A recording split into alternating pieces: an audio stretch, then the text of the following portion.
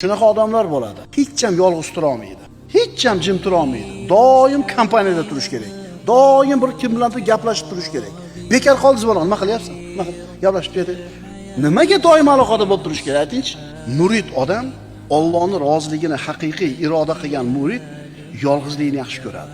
Ammo biz aytayotgan jamoatchi odamlar yolg'iz o'tira olmaydi. Yolg'iz qolsa o'zini noqulay his qiladi. Odamlarsiz tura olmaslik. Mana shu kasal muflislikning alomati deyiladi. Muflis kim edi? Bankrot deb qo'yamiz-a. Hamma yo'g'idan ajragan, hech vaqosi yo'q odam muflis deyiladi. Muflislikning alomati min alamatil iflas. Ya'ni muflislikning alomatlaridan bittasi yolg'iz tura olmaslik. Sodiq murid esa yolg'iz qolishni xohlaydi, sababi o'tirib Robbisi bilan gaplashadi-da. Ya'ni munojat shunaqa ibodatki, yoningizda hech kim bo'lmaydi, hech kim yo'q, mashinangizga ketyapsiz, tolada ketmon chopyapsiz, hech kim yo'q.